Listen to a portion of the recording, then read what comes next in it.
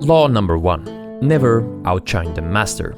Always make those above you feel comfortably superior.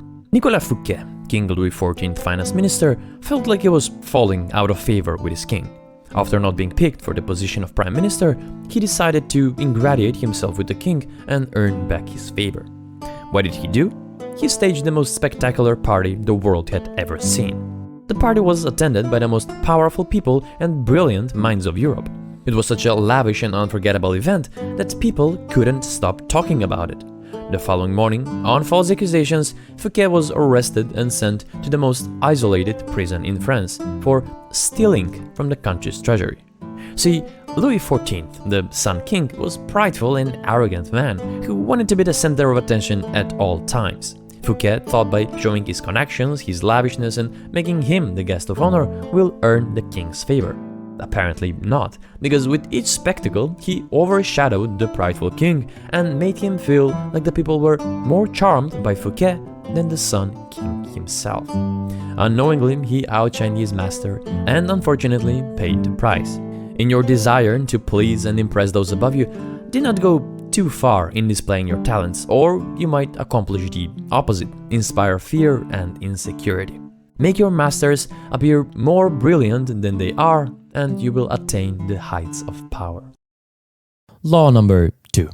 Never put too much trust in friends. Learn how to use enemies. One day, Michael III, the emperor of the Byzantine Empire, was walking through his city.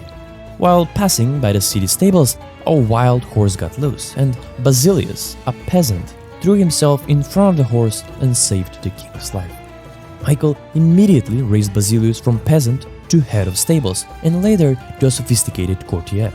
In time they became inseparable, and Michael loved him like a brother. In need of someone loyal, instead of appointing Bardas, his uncle, who was intelligent and ambitious, he ignored everyone's advice and picked Basilius to be his chief counselor. I mean, who better to trust than his friend who owed him everything, his wealth, education, his power. In turn, Basilius repaid him the ultimate favor. He killed Michael in his chamber while he was sleeping after a long night of drinking. He proclaimed himself emperor and rode his horse through Byzantium with Michael's head on a pike. Michael created a monster when he showed a man power up close, granting him every wish, making him insatiable and greedy, lusting for more while thinking he earned everything himself. In the realm of power, always trust from a distance. In using or hiring friends, remember, skill and competence are far more important than friendly feelings. Law number 3. Conceal your intentions. Keep people off balance and in the dark by never revealing the purpose behind your actions. The 22-year-old Marquis de Sévigné, a rather dashing, handsome young gentleman, wanted to seduce a difficult but gorgeous young countess. Hopelessly inexperienced in romance, he turned for advice to the infamous and quite experienced courtesan Ninon de Leclerc. She accepted the request and prepared a plan which the Marquis needed to follow. She instructed him to approach the young countess with a bit of a distance and air of nonchalance, and so he did. For the following weeks, he concealed his intentions, and slowly but surely, the young countess began to show interest. Through her network of spies, Ninon heard how the countess would laugh a little harder at his jokes, listen more closely to his stories. She heard that the countess was suddenly asking questions about him and frequent places he visited. Then one night, when they were alone in the countess's home, unable to control his emotions, he took her hands and confessed his love for her. Shortly after, the countess lost all interest and avoided him indefinitely. Add a shroud of mystery to your personality and be careful when revealing your intentions. They can be misused or lose their power. Law number 4. Always say less than necessary. Powerful people impress and intimidate by saying less. This law is best observed from the story of the Roman general Caius Marcius Coriolanus. In the 5th century, he played a huge role in winning many important battles for his city and showed his competence time and time again. Because he spent most of his time on the battlefield, Very few Romans actually knew him, and he cultivated somewhat of a legendary status. To capitalize on this reputation, he ran for political office, a smart choice. His election was certain, that is, if he could kept his mouth shut. Instead, he couldn't stop talking. He threw insults at his opponents, made cheap jokes, and spoke with arrogance. The common people finally saw that this legendary warrior is no more than a loud, boastful, and arrogant man. He lost the election, managed to anger the people, and was banished for eternity. King Louis XIV, on the other hand, used this law religiously. Whenever his subordinates talked to him about an important decision, he always replied with the same three words: "I shall see." By saying less than necessary, he kept everyone terrified and confused. Powerful people impress and intimidate by saying less. Law number 5. So much depends on reputation. Guard it with your life. In the ancient Chinese Wei kingdom, there was a man named Mitsu-ja who had the reputation of civility and kindness, and as such, he became the ruler's favorite. There was a law in the kingdom that whoever rides the ruler's carriage without his permission will have his feet cut off. But when Mitsu-ja's mother fell ill, he secretly stole the carriage to visit her, of course without the emperor's permission. When he found out, the ruler said, "How attentive is Mitsu-ja! He risked his feet cut off to save his ill mother." And another time, while they were walking the gardens with the ruler, he offered him a half-eaten peach that he couldn't finish. The ruler was surprised and said, "You love me so much that you forget your own hunger?" Soon, envious fellow courtiers, spreading word, succeeded in damaging his reputation, and the ruler now saw his actions from a different perspective. He said, "This lad once rode my chariot ignoring my orders and gave me a half-eaten peach. It was the same actions. What differed was his reputation behind them." And now Mitsu-ja had to suffer the penalties and have his feet cut off. In the realm of power, so much depends on reputation. Guard it with your life. Law number 6. Court attention at all times.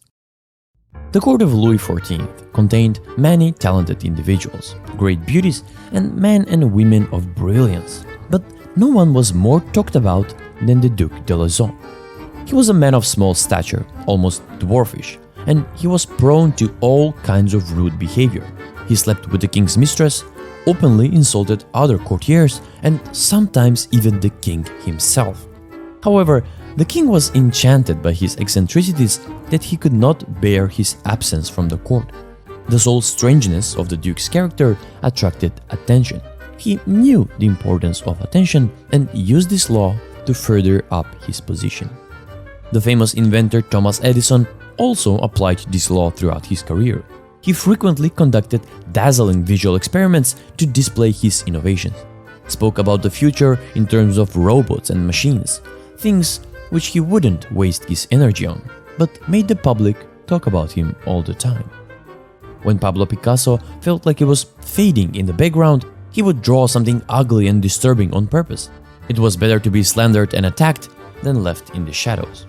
All professions are ruled by this law, and all professionals must have a bit of the showman about them. In the realm of power, everything is judged by its appearance. What is unseen counts for nothing. Law number 7. Get others to do the work for you. During the late 1800s, a young Serbian scientist entered the office of Thomas Edison. That scientist's name was the famous inventor Nikola Tesla. Edison recognized Tesla's talent, wasted no time, and hired him on the spot. He offered him $50,000 to improve the design of his generators. After a year of hard labor and 18-hour workdays, exhausted and worn out from working, Tesla presented the designs and requested his money. To which Edison replied, "Tesla, you don't understand our American humor," offered him a small raise, and took the credit for the invention. The scientist Guglielmo Marconi is linked with the invention of the radio. But very few people know that his work actually depended on Tesla's research, used one of his patents, and that Tesla is the real father of the radio. He died alone, in poverty, and isolated from the world. On the other hand, geniuses like Sir Isaac Newton and Shakespeare used this law in their advantage. Newton used the research of ancient and contemporary scientists and made innovations under his name. He called this standing on the shoulders of giants. Use the wisdom, knowledge, and legwork of other people to further your own cause. Law number 8. Get other people to come to you. After the fall of Napoleon's empire, he was banished to the small island of Elba.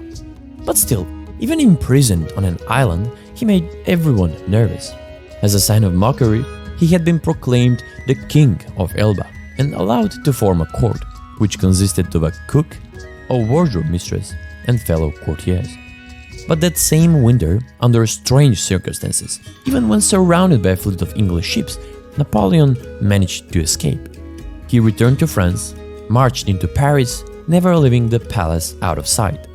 When the French people saw him, surprisingly, members of all classes threw themselves back at his feet. He took the throne and rushed France into war. But with the weakened financial situation France was in, he was soon defeated and banished, this time for good. Only years after this event, the true nature of his escape would come to light. It was all orchestrated by his former minister, Charles Maurice de Talleyrand. He baited Napoleon into thinking he was welcomed in Paris.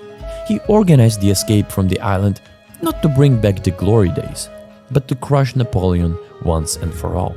He laid bait and let his opponent come to him. In the realm of power, when you force the other person to act, you are the one in control. Law number 9. Win through your actions, never through argument.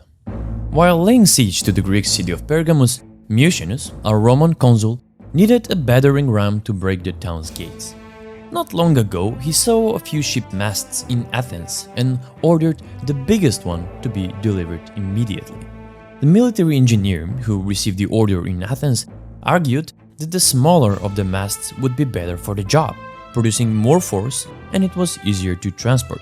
The soldiers warned him that the master is not a man to be argued with. Still, the engineer insisted on his logic, drew all kinds of diagrams and formulas to show that he was right. After arguing a little more and ignoring their advice, he sent the smaller mast. When the general received the smaller instead of the larger mast he ordered, he went into rage, couldn't focus on the siege, and had the engineer summoned at once. After explaining again and begging the master to try the attack with the smaller mast, he was stripped naked and executed.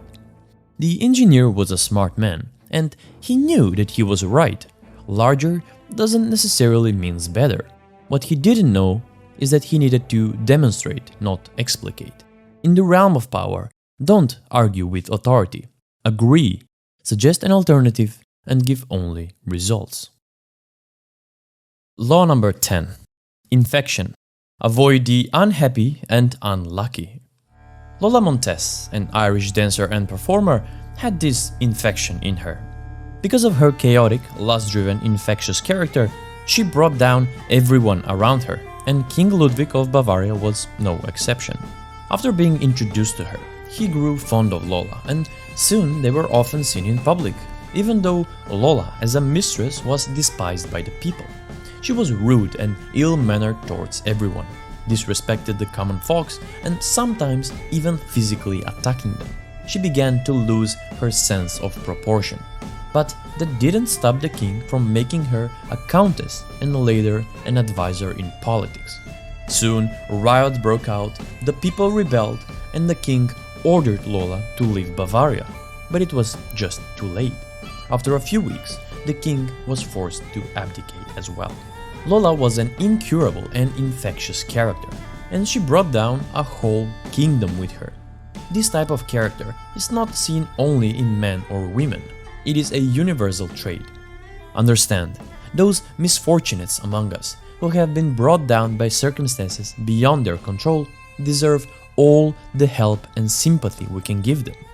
But there are others who are not born to misfortune or unhappiness, but who draw it upon themselves by their destructive actions and contagious character. Law 11. Learn to keep people dependent on you. The Count of Carmagnola was one of the bravest and accomplished of all the condottieri, which were captains of mercenary troops. In 1442, late in his life, he was employed by the Doge in defending the city of Venice in its long war with its enemy, the city of Florence. The Count was suddenly recalled by the Doge. Being the city's favorite, he was welcomed with honors and magnificence by the people, and that night he was to dine with the Doge at his palace. However, when the guards escorted him, after crossing the famous Bridge of Sighs, he noticed it wasn't the palace they were headed, but the dungeon. The following morning, he was tried and executed on a fake charge. And such was the fate of many of the great condottieri. They won battles after battles for their employers, only to be banished or executed. They simply were replaceable by younger, cheaper, and less threatening mercenaries. The Count of Carmagnola took his power for granted, without making sure that he was truly indispensable. To maintain your independence, you must always be needed and wanted. The more you are relied on, the more freedom you have. In the realm of power, make those above you dependent on you for their happiness and prosperity. Otherwise, you will someday be forced to cross your own Bridge of Sighs. Law 12. Use selective honesty to disarm your victim. In 1926, in the office of Al Capone, the most feared gangster of all time, entered a sharp-dressed man named Victor Lustig. He was a man of culture, spoke several languages, and was one of the greatest con artists of his time. He asked Capone for $50,000, around $800,000 in today's value, and he promised that in 2 months he will double them. Capone was hesitant, but since he had more than enough capital, out of curiosity, agreed and gave Lustig the money and a deadline of 60 days. Lustig took the cash, put them in a safety deposit box, and left for New York to focus on his other concurrent schemes. He had no intention of doubling Capone's money. But as promised, exactly 2 months later, Lustig paid the gangster a visit. I'm sorry, Mr. Capone, the plan failed. I really tried, but the plan just didn't work. Capone looked at him, debating in which river to throw the conman, when suddenly Lustig reached in his pocket and gave back exactly $50,000. The gangster was caught off guard because he thought Lustig spent the money. "Oh my God, you're an honest man," he said. "If you're in trouble, here, take $5,000 to help you along," forgave Lustig and left him $5,000 to help the poor and honest man. In the realm of power, it's smart to assess people's honesty before trusting them. Law 13. When asking for help, always appeal to people's self-interest. In 433 BC, the island of Corcyra and the city-state of Corinth were on the brink of war. Both parties sent ambassadors to Athens, hoping to ally with the Athenians, which would help them win and spell doom and perish for the others. Corcyra's ambassador went first. He didn't have much to offer, no friendships or ties, except the navy, which was one of, if not the strongest navy of its time. Together with Athens, the ambassador said, they can create a formidable force which can be aimed at their enemies. Corinth spoke second. Their ambassador only spoke of the Hellenic law, the debt Athens owed them, and the many services Corinth did for Athens. After all, they were obliged to help them. He finished the speech and left. After going over the offers, the Athenian parliament almost unanimously voted to ally Corcyra and drop Corinth. What the Corinthian ambassador did not realize was that his references of Corinth's past generosity only irritated the Athenians, subtly asking them to feel guilty and putting them under obligation. If you need to turn to an ally for help, do not bother to remind him of your past assistance and good deeds. Speak only of mutual benefit. Law 14. Pose as a friend, work as a spy. Knowing about your rival is critical. Use spies to gather valuable information that will keep you a step ahead. The French politician Charles Maurice de Talleyrand was one of the greatest practitioners of this art. Talleyrand would often organize friendly social gatherings, where he would carefully weigh people's words and gather information that would be valuable to him as France's prime minister.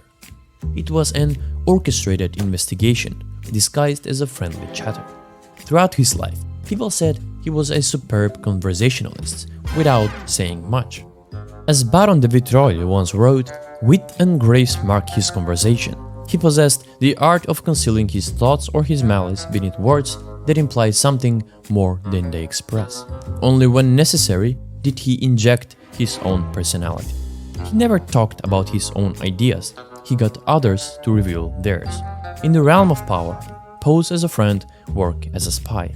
In the workplace and business, spy on people's intentions, assess their honesty before trusting them. Law 15. Crush your enemy totally. The rivalry between Xiang Yu and Liu Peng is the epitome of this law. They were friends, fought for the same kingdom, but as generals, they were both hungry for power. When Peng won a battle in the south and took hold of a city and its army, Xiang Yu couldn't make peace with the fact that his friend, now rival, grew stronger. His counselors advised him that earlier Peng was greedy only for women and riches, but now aimed higher. It's best to kill him before it's too late. Xiang listened. He organized a banquet, invited and successfully trapped Liu Peng, but hesitated to give the final order to get Peng killed. Liu sensed the trap, managed to escape, and learned his lesson. Few weeks later, the tables turned, and now Xiang was captured and was begging for mercy. This time, Liu slaughtered his army, and while Xiang managed to escape, he was soon captured and slit his own throat. Of course, nowadays it's not a question of murder, it is a question of banishment. In the realm of power, inevitably you will create enemies. If a battle ensues, crush them totally by banishing them and removing their power. Law 16. Use absence to increase respect and honor. The more you are seen or heard of, the more common you appear. Sometime in the 8th century BC, the people of Media finally broke free from the long regime of the Assyrians. After breaking free, they didn't want to give ominous power to any man or to establish a monarchy, and soon, without a leader, the villages started to fight against each other.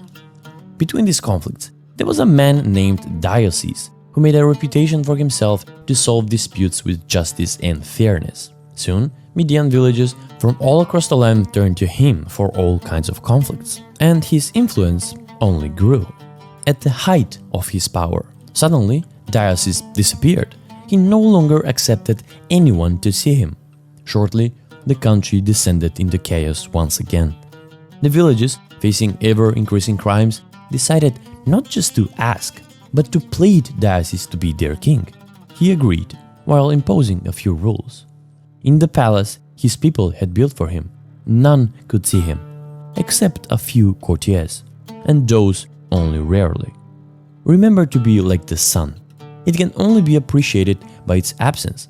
The longer the days of rain, the more the sun is craved. But too many hot days in a row, and the sun overwhelms.